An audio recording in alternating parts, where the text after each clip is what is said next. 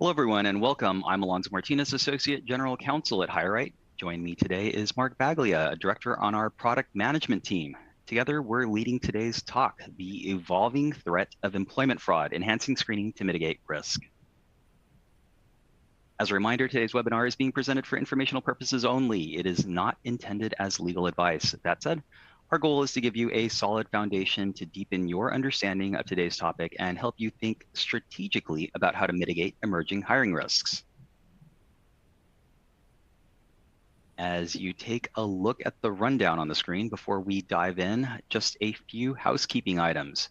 In order to receive HRCI or SHRM credit, you must attend the full live session of this webinar. Credit information will be emailed to you tomorrow. We are not providing copies of today's slides. However, when we send your credit info, you will also receive a link to the webinar recording. If you experience any audio or video issues, try refreshing your browser with F5 or send us a message using that Q&A icon at the bottom of the screen. Sharon and Clive, our producers today, are monitoring the feed and will assist as needed.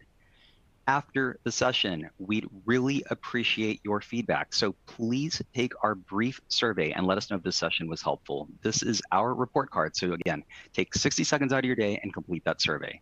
And again, just hit F5 if any issues arise during the presentation to refresh your screen.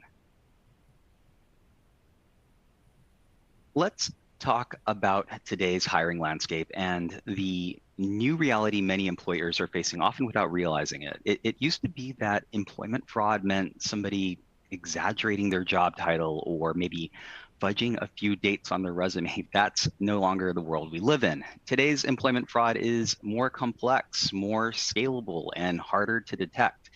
We're seeing individuals assume completely fabricated identities. Sometimes these are built from stolen personal information. Other folks craft synthetic personas from scratch using AI-generated headshots, fake employment histories, convincing online profiles that make them look like the perfect candidate on paper and on the screen. And in some cases, job seekers, they build a polished, what I call values-driven digital persona, only for that image to later clash with their actual behavior in the workplace. This is kind of that wolf in sheep's clothing scenario. So what happens when the person you hire isn't who they appear to be? That is the exact challenge we face today. And these aren't just isolated issues. They represent a fundamental shift in how employment fraud works, especially in remote or hybrid environments where traditional guardrails are missing. That is why today's conversation matters. We're going to walk through the different types of fraud employers are seeing. That's identity fraud, credentials fraud, and reputational or cultural misrepresentation. More importantly, we're going to talk about how to get ahead of these risks with smarter layered verification strategies. Because in today's labor market, hiring the wrong person isn't just about bad business. It can lead to real legal, financial, and reputational consequences. So let's dig into what this looks like and what employers need to know to protect themselves.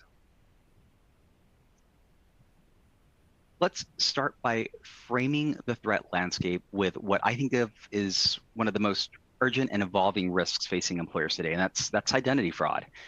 Today, threat actors are leveraging stolen identities, synthetic content, and AI-generated personas to pose as qualified job applicants, especially in these remote hiring environments where traditional safeguards are missing. In fact, recent federal indictments have confirmed that North Korean operatives have impersonated US candidates and secured remote jobs at major tech firms. This isn't just resume fraud, it's what I consider national security level deception.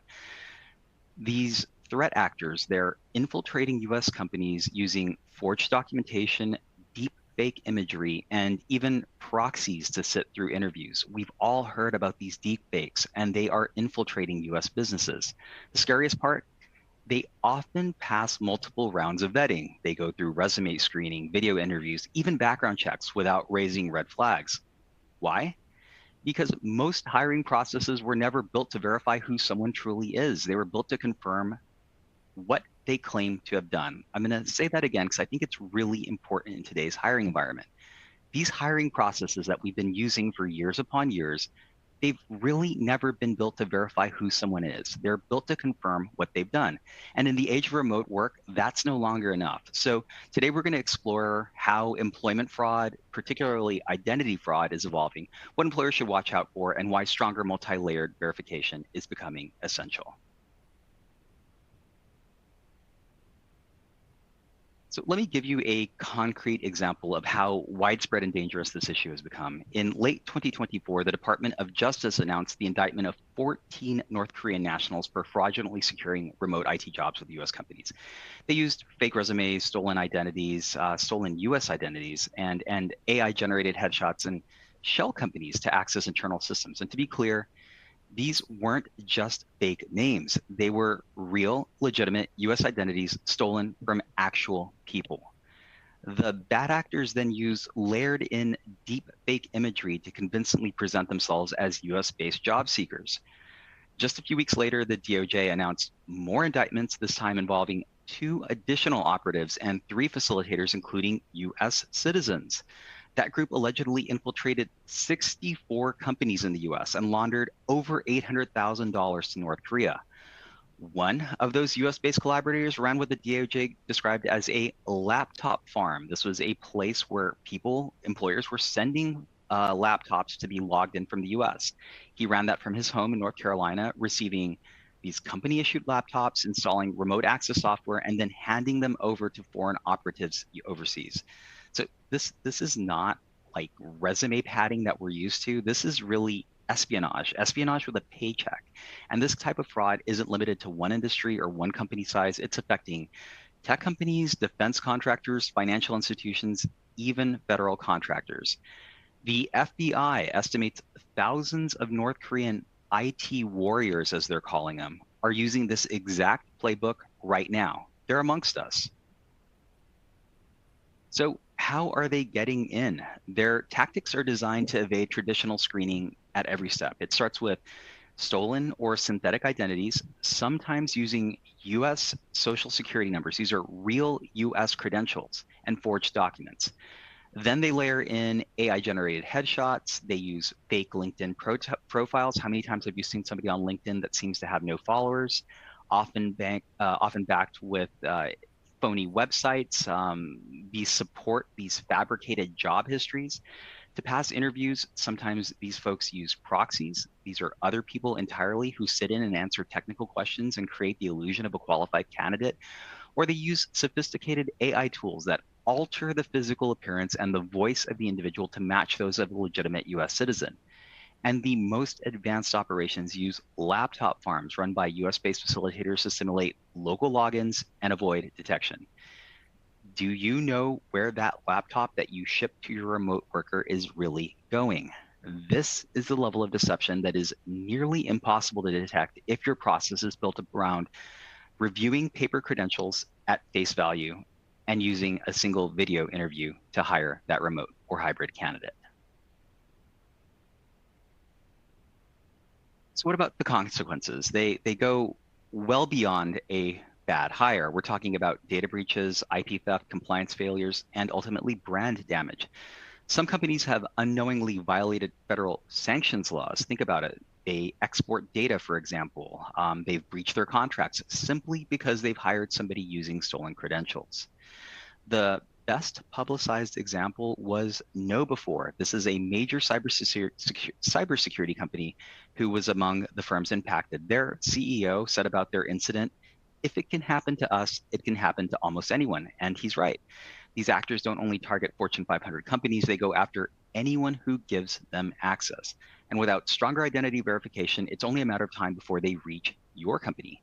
And I should note that I applaud KnowBe4 for being so open about this incident. Their candor has created a real learning opportunity for all of us. And it's really the basis for today's discussion.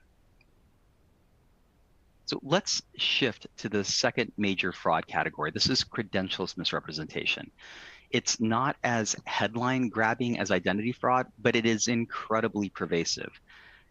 Take a look at HireRight's 2025 Global Benchmark Report. 56% of employers discovered discrepancies in job applications during screening, most often around job titles, dates of employment, or education. By the way, let us know if you'd like a copy of our benchmark report when you complete today's survey. And it's not just employers noticing. A separate survey by Harvard found that 78% of job seekers admitted to lying or seriously considered lying on their resumes. So this isn't just an occasional exaggeration, it's systemic. And for companies in regulated industries, public-facing industries, these misstatements can lead to compliance violations, legal exposure, and of course, brand risk.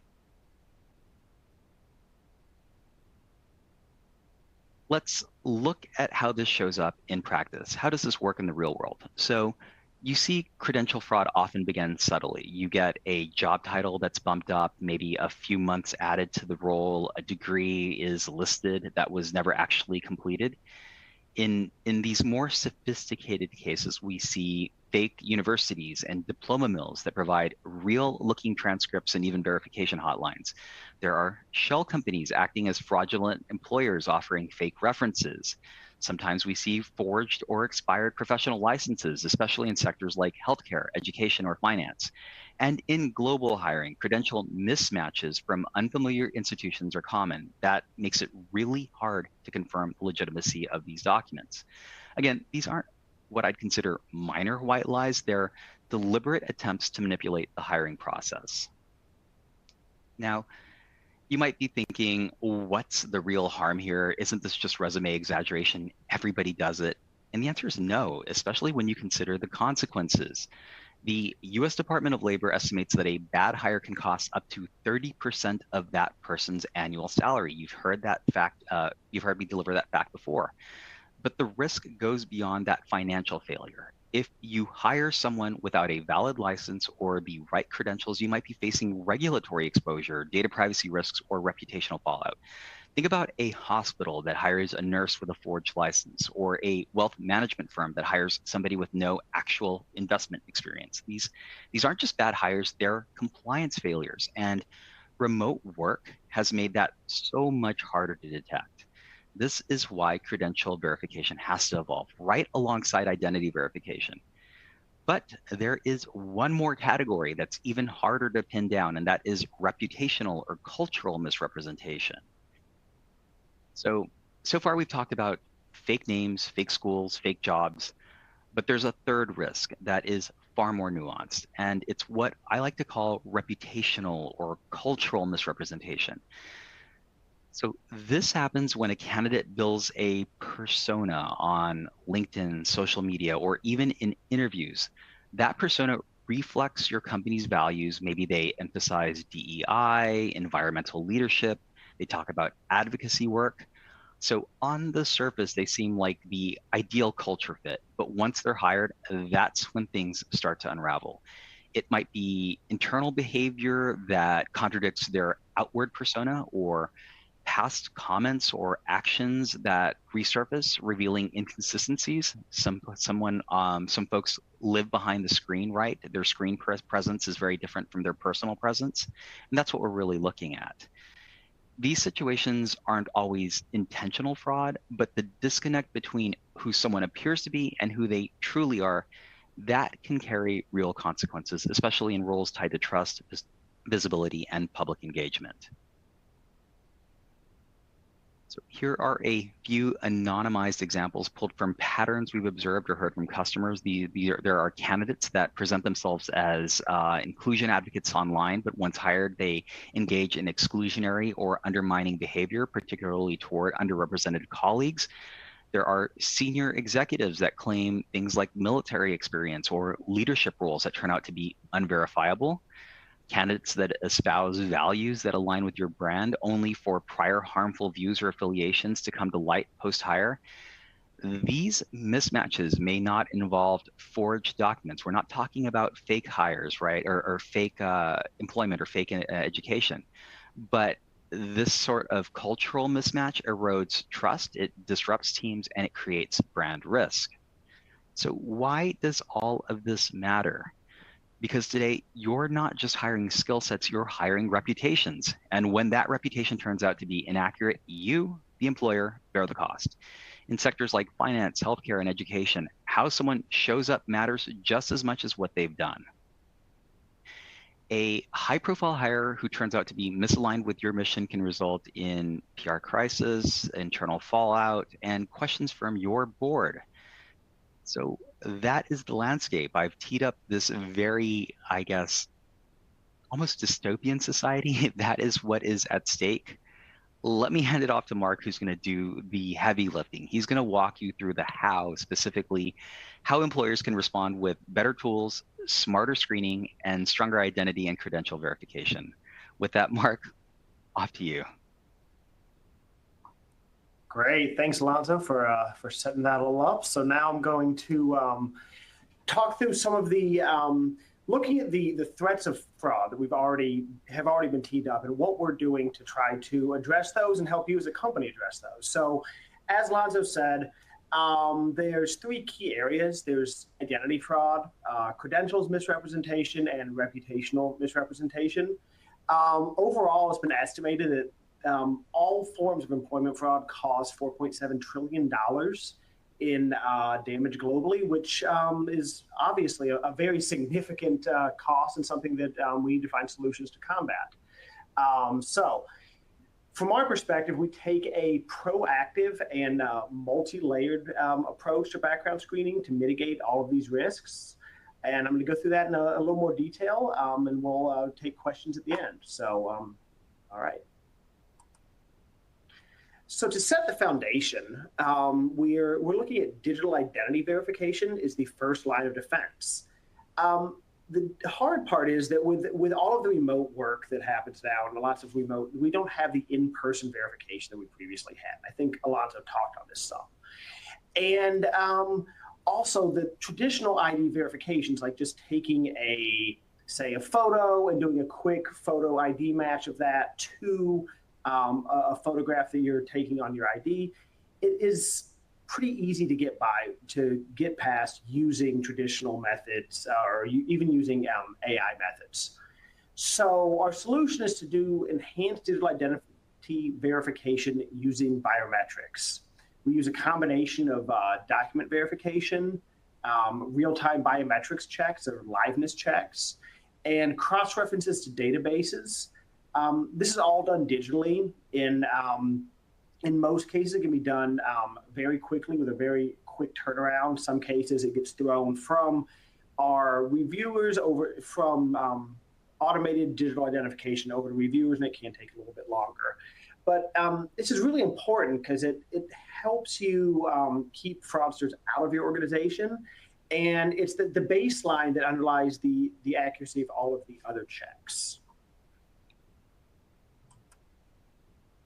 So let's take an example. So here is a U.S. passport, and as part of the comprehensive ID documentation verification, we take the passport, we digitize it, and we extract biographic information from there, from the passport using the machine-readable language at the bottom. We run a number of automated checks on the information there to make sure that it matches up internally to all of our sources. We also take the photograph from the passport and check that for against the photograph, the liveness check that you supply. Also, we answer of the ID in the photograph to make sure that it hasn't been altered. We have AI capabilities with our partners to not just look for digital altering, but also to look for physical altering that took place before the photograph was taken. So going on to how we add on to that with the liveness check and face match. So fraudsters can generally spoof an image or document in two ways during online verification. The first is a presentation or direct attack, and the second is an injection attack. For example, the presentation attack could be something as simple as wearing a mask or holding up and these are some of the less sophisticated approaches, but holding up a picture of someone else that matches the ID that isn't actually you to get past that part. So we use, for direct attacks, we use our partners' AI capabilities to to identify those and to make sure that the person is in fact a live real person and you're not trying to spoof it with a different image. The second type of attack is an injection attack, and this is a little more difficult to, I guess, to identify and tell, because what happens is that you have an external source that injects into the liveness feed an actual video of somebody else. And our digital identity partners has patent technology to detect this rerouting into the video stream so that we can tell if an indirect attack is happening.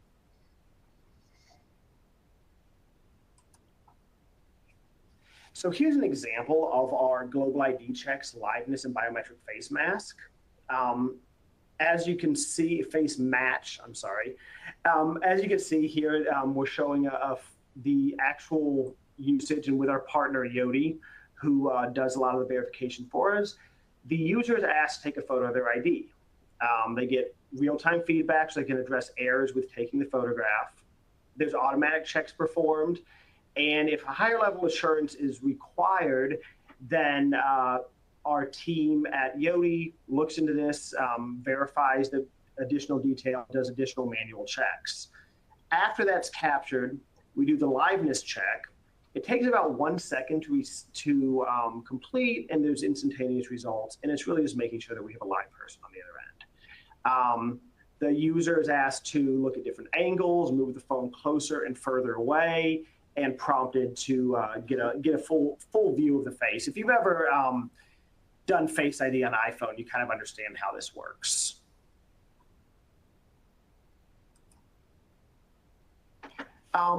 Beyond identification check, we also have another foundational layer of verification, which is Social Security check. What this does, it adds another layer of verification, making sure that all aliases are captured, the holder's name, date of birth, Social Security number, all match core Social Security records, and that those can then be matched back to what was supplied on the original form of identification. This is great because it's a direct verification with Social Security, and it helps to identify, corroborate the identity, and also to look at fraud detection to see if there's inconsistencies such as forged identities, stolen Social Security numbers, or other fraudulent activity.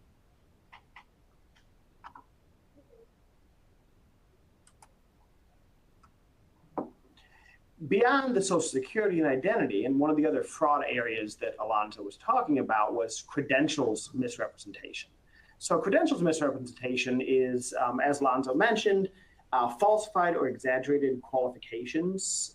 This would include fake degrees, job titles, or professional licenses. We use a multi-layered check here where we look at employment verification using a number of systems. Some of them are direct tax records, other are employment records. And we can also reach out to employers to verify that they were employed there. We use standardized educational check systems to make sure that we have education history in place. We also have the ability to check references to understand how the candidate is as a worker, and to check professional qualifications.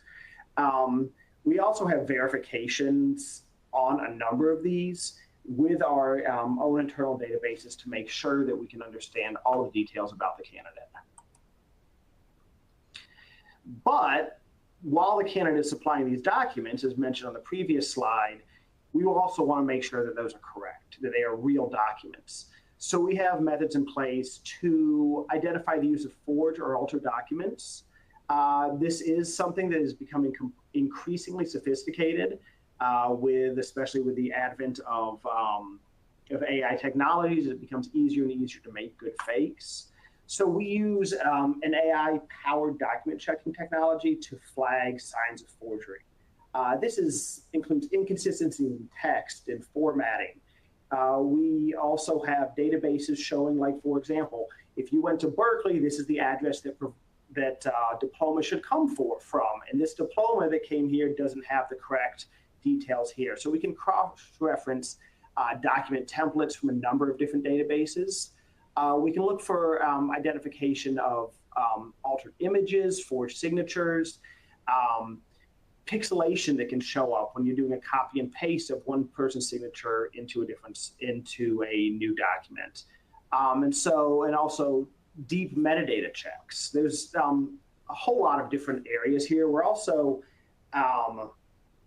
beta testing and working with a number of different partners to try to identify emerging issues in document fraud.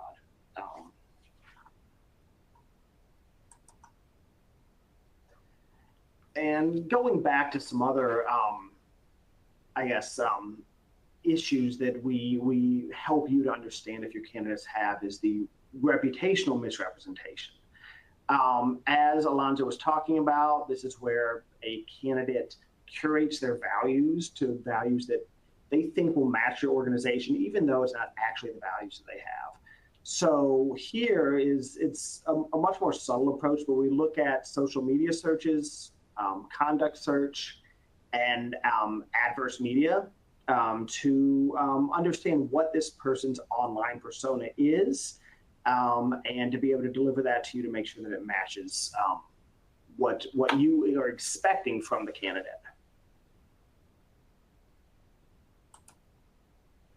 So I know I went through that rather quickly, and so we have a lot of questions that we're going to address in a bit, but really putting it all together, we're taking a multi-layered approach.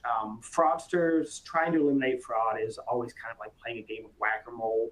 It's always evolving. There's always new approaches. And so we're trying to use all the technology and the partners that we can to try to make sure that you are hiring who you want to hire. So this multi-layered strategy, it just strengthens hiring security. So first, we use digital ID verification and social security verification. Also employment verification, reference checks, and qualification checks. We use advanced documentation checking technology to make sure the documents that are supplied to you are indeed what they are purporting to be. We also do behavioral and conduct checks to make sure that the person's reputation and how they are presenting themselves is in fact how they present online. And then to try to make this as smooth as possible, we try to integrate and automate as much as we can with our candidate-facing system, our reports to you, and also with all of our partners who, and with our direct connections to data sources.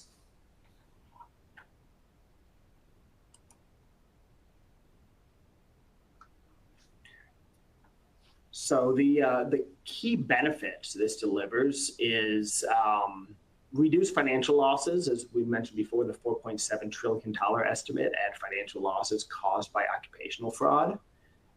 Improve compliance, safeguarding of your reputation, a safer environment, and just overall peace of mind that the person that you think you are hiring is indeed the person that you are hiring.